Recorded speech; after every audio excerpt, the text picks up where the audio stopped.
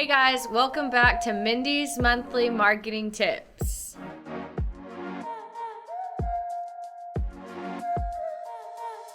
Hey guys, this is Starfish's monthly segment where I talk about advertising, marketing, tips and tricks, and just general marketing and advertising advice to help you grow your business's online presence. Today, we're actually going to talk about a very special topic in the advertising world and just surrounding the community and the world in general, and that is advertising during Pride and the history of Pride just all together and what it means. So as you notice that when June starts, a lot of companies start displaying their support for the LGBTQ plus community. So obviously for years this was frowned upon and the nature of advertising such things wasn't always so popular. But advertising has really kicked off in the month of June and showing its support for the LGBTQ plus community. One thing that we know about advertising during this time is that a lot of turbulence can be surrounded with this type of advertising simply for the fact of, is the advertising genuine or is it performative? So when your company goes to display actually talking about its support for the LGBTQ plus community,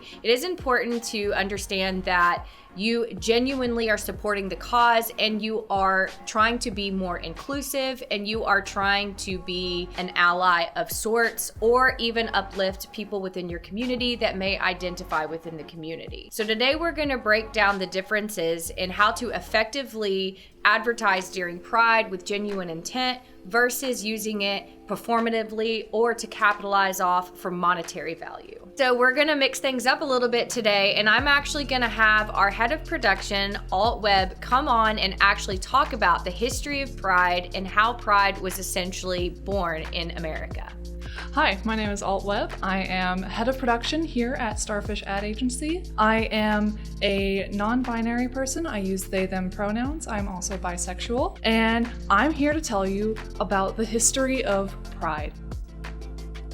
So as we know, Pride is celebrated in June in remembrance of the Stonewall Riots. The Stonewall Riots took place in 1969 in New York City at a small little inn called the Stonewall Inn. The Stonewall Inn was one of the few safe havens back in the 60s for queer individuals. It was a safe haven in a time when being queer or gay or transgender or cross-dressing were legal. You could go to jail for being queer. On June 28, 1969, police decided to carry out a routine raid on the Stonewall Inn, arresting and roughhousing both patrons of the bar and employees. In response, the remaining patrons, employees, and general onlookers decided to stand up against this blatant brutality and fight for their brothers and sisters and siblings. In retaliation, the police decided to carry out these raids for 6 days afterwards, each day bringing more and more people out to the inn to stand up and fight for their right to exist. While these raids were not the beginning of the gay rights movement in the United States, they did serve as the catalyst for the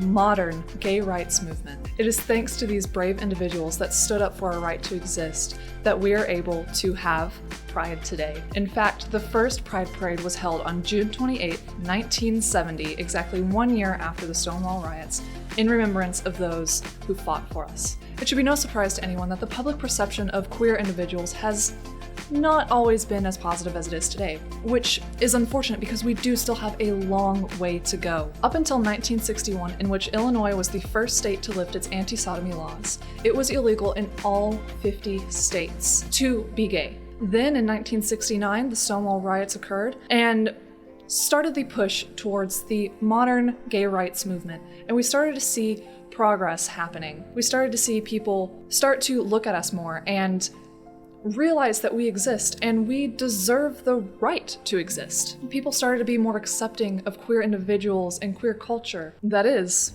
until the AIDS crisis.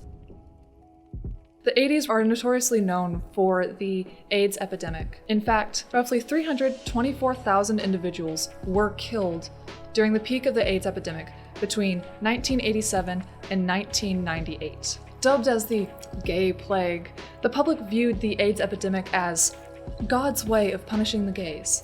It was viewed as a positive thing because the epidemic was killing the right people. So In the wake of the Reagan era and the AIDS epidemic, progress towards queer rights came to a halt.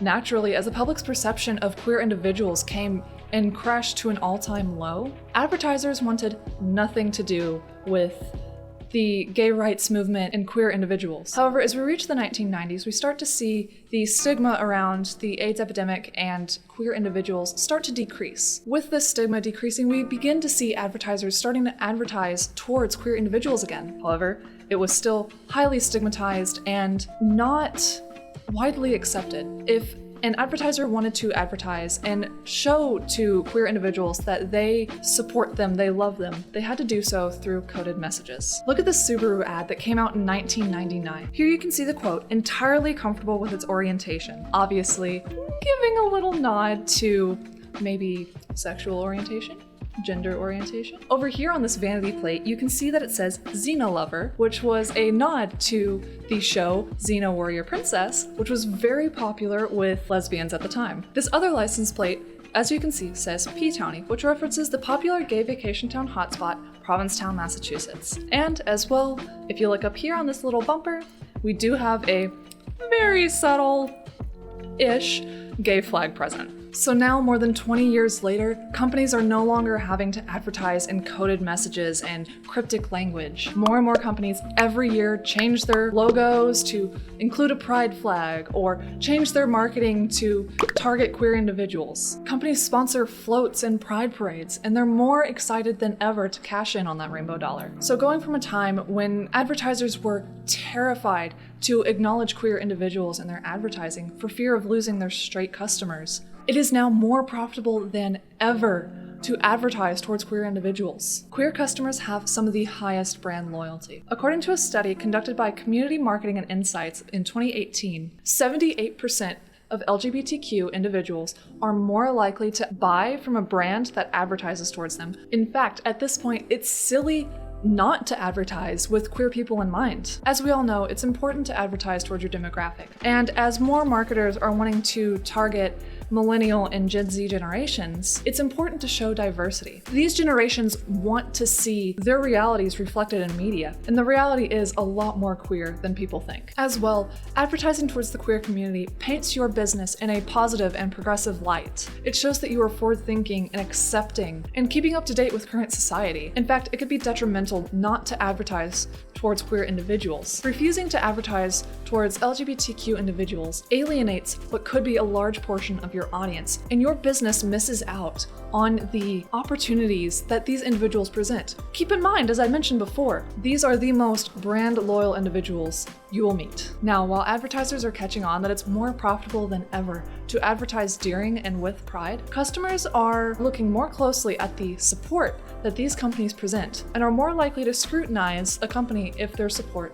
shows empty. So what this means is that customers are doing their research into companies and finding that the companies that parade themselves as allies during Pride Month are behind closed doors actually fighting against equal rights for queer individuals. So how do you advertise with Pride effectively? I'm going to bring Mindy back in, and she's going to tell you exactly what you should do during Pride Month in order to market your business and show support for the LGBTQ community. All right, guys, so now we're going to dive in and talk about how to appropriately advertise your support for Pride, the do's and the don'ts when it comes to actually using and developing Pride marketing campaigns in the month of June and just year-round altogether. So one thing that's very common in the advertising community around Pride is what we call rainbow washing. Rainbow washing is essentially when you pretty much douse your products, you douse your marketing material in the rainbow flag, and you try to basically show that you are in support of Pride and anything involving the LGBT community. But at the end of the day, what does your values as a company and what does your support actually show when it comes to you being an actual ally or a supporter of Pride? Rainbow washing is not a good thing in terms of being an ally or actually effectively advertising Pride in general. Just putting your Pride flag up in June isn't necessarily the best way of supporting the community. It is important important to support the community and also define yourself as a company that is an ally and a company that does support LGBTQ plus rights. But if you only talk about these issues in the month of June and you only advertise these issues in the month of June, then it seems very performative, and it also seems as though you're trying to gain monetary gain from showing that you support the LGBT community. So the biggest takeaway from this is to normalize the queer community and not just use this as a monetary gain. So different ways that you can do this to show that you actually are a supporter of the community is to actually get involved and to not just market the rainbow flag. Ways that you can do that is you can even sponsor things in your local community, like a lot of communities have pride parades, pride festivals, and pride celebrations. So having your actual brand sponsor these events, or even getting involved in these events and finding ways that they can help and advocate, offer a safe place for the community, is a great way of showing that your brand is beyond just a performative approach when it comes to pride. Also, what does your employee structure look like at your job? Is your job open and also inclusive of hiring queer employees? Does this mean that you discriminate against people, or do you respect people of all different types of walks of life when it comes to the queer community? Showing that you are open and that you're allowing your employees to express themselves in a way that makes them feel safe and welcomed also is a big part of being an actual ally and a supporter of the pride community. Don't be a hypocrite. So essentially meaning don't put your brand in the face of things like rainbow marketing, rainbow washing, and things like that if your company doesn't truly support the meaning of pride. It's better to basically not say anything at all than it is to say something and really not hold those values. But keep in mind, when you don't speak up, your silence is heard.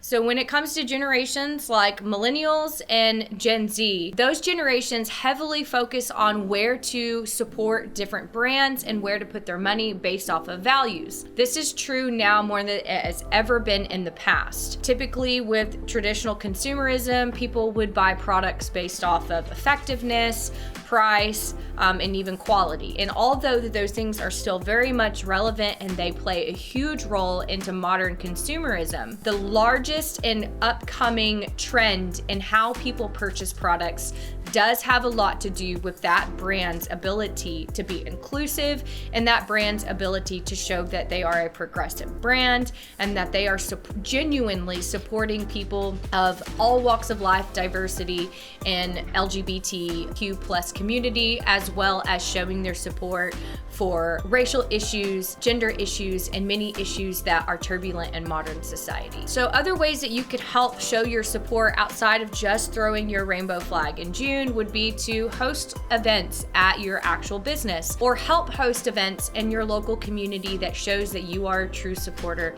of the LGBTQ plus community and other marginalized communities that may need help with having a voice or you being an ally and showing your support. You can also run charity campaigns that help donate money to these communities that are helping a lot of these marginalized groups. One thing that I will say if it comes to donating to a charity is to do your due diligence on that charity and make sure that that charity is actually supporting the community that you are wanting to donate to. Make sure you do research on the profits of the charity, where do the funds go, and really try to do a deep dive into who's actually funding the charity and what the overall motivation is. So one thing that we know to be true, and that over time that we've discovered, that there is a lot of charity campaigns out there that market themselves in a way that seems like they are helping a specific group. And then, once you kind of dive into that charity, you realize that there's a lot of inconsistencies in that,